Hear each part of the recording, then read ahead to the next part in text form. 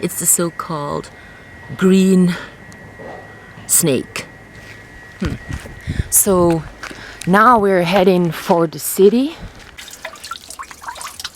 Yeah, this camera is falling apart, so I just don't know what I'm recording because I've been sweating onto the monitor quite a bit, so now it's just dark. I don't see, so I'm gonna be repeating myself quite a bit, I guess. So now I'm doing this and then I'm heading for the valley and I go by all sorts of stuff. A lot of chemtrails spread, so the sight isn't properly. I don't see the green of this hill on the other side of the valley. It's kind of in the dust a little bit.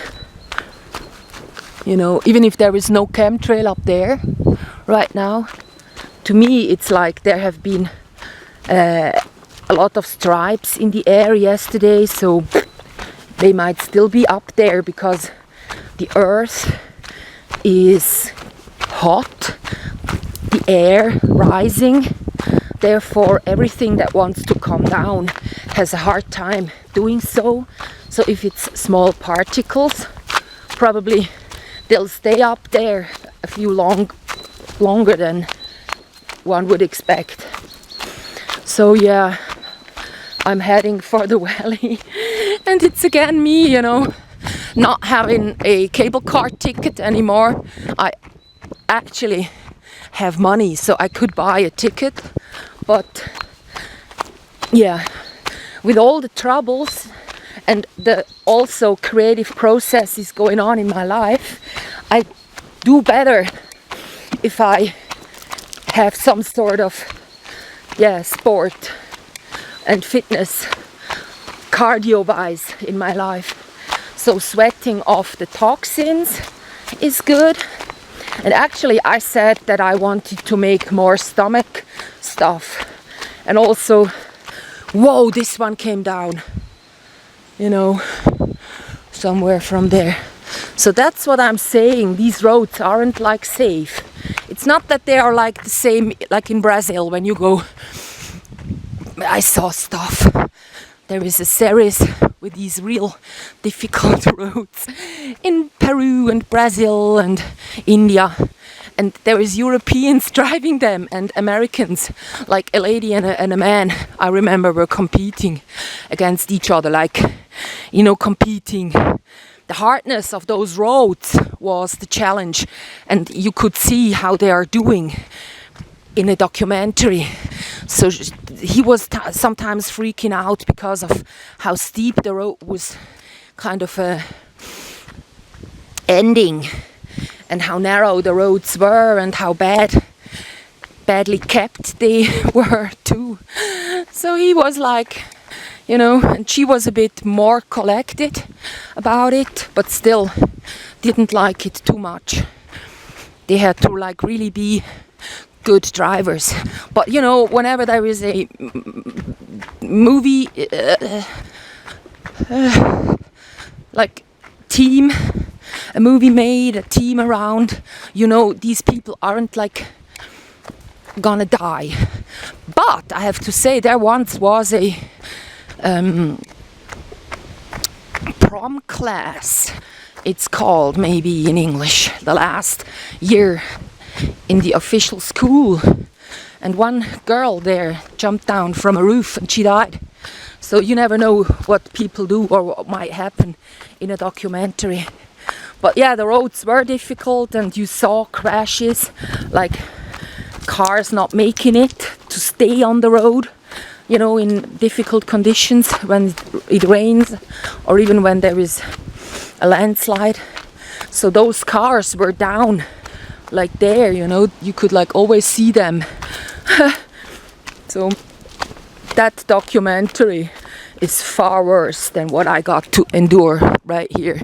You know, this little thing here where I always go thinking, you know, stuff might be coming and so on.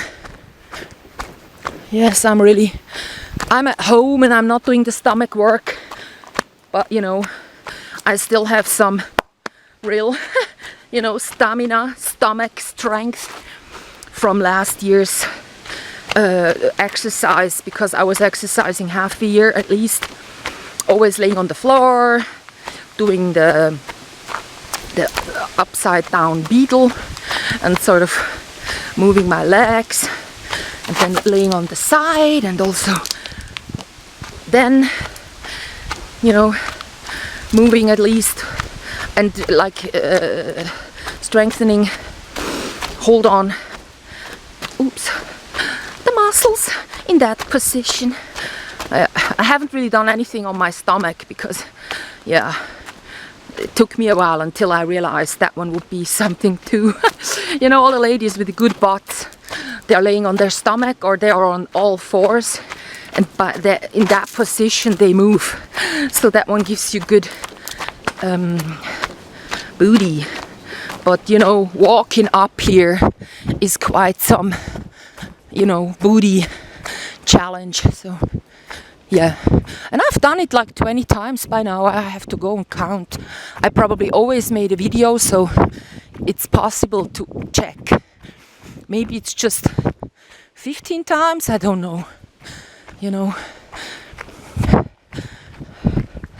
I could go and check, but since the staircase at home I take really easily, I know that it's already working. And yeah, so I've always had good tights, because they say Sagittarians are more strong in their legs, the tights especially. So me, I was always a good, you know, I could always walk up easily, or I could make myself come to a halt easily when running downward. So yeah, but these are the main muscles, you know, it's the strongest bone, the longest at least in our bodies, so that one I sure can use to its maximum by walking and running uphill and downhill, you know, I mean running downhill and crawling uphill. So yeah, anything artificial creates artificially looking muscles, like the proportions. When you see some bodybuilders, they have like real hard neck muscles, and they don't look athletic by that anymore. You know, the Greek statues, don't they look nice? Michelangelo's David. So if I'd go check out that one, and if I differ in any way in extreme, I should stop doing what I do, right? So, you know, bringing in the hay, walking and running and carrying stuff, that's fine. So yeah, my arms will get better. You'll see in autumn. It always takes me half a year, and then I'm fit for any sort of catwalk. Sort of like my body is perfect, because I've got long, even, you know, legs. And I have no parts of my body missing. And also you can feel that I have thinking capacity. So I'm not like standing there and not really knowing what the world is about. So these two things are my main features. And then the hip and waist ratio, which is even more than perfect, 0.7 I think it was inches. Well, that one is kind of important, but you know the measure, inch or centimeters, I think. I'm not sure. It has to differ. So you have to have wide hips, so when your baby gets born, you know, that's a sign for being healthy to men. And you have to have a narrow waist, like the narrowest point indicates fitness towards the widest hips point. So if you have that, then yeah, if you have a 0.7 ratio there, a difference, then you can be sure your baby's my babies will be delivered easily. So I'm sort of running down here. And when I'm in the valley, I will try to hitchhike. Or maybe when there is a train, I'll take the train this time, just to be home a bit sooner. I'm sure I'll make it until 5 or 6 o'clock when the sun will be setting. And that's about the time, you know, the cat might want to go out because it gets colder outside. This night, I was in bed sleeping on my carpet. The cat was beside me and he was in the darkest spot of the room. And especially for him, I turned down every electrical device I have in that room. So after a while, like in the morning, he wanted to leave.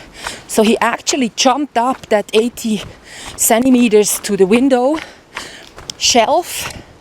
And then, I got up and grabbed him. I'm like a real cat mother by now. So when he doesn't move, I go like not moving and observing. And when something isn't right, like when he goes out, he would lose himself outside.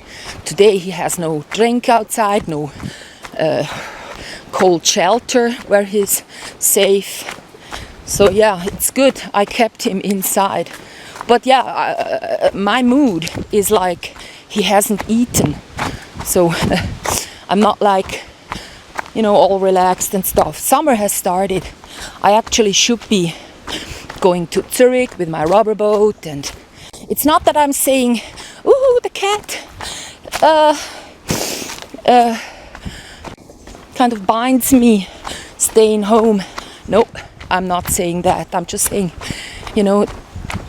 looking forward to go to the Lake Zurich should be something that would make me happy. But I'm like, let's see if I'm able to do that anytime soon. So let's start again so that I can upload this video without any,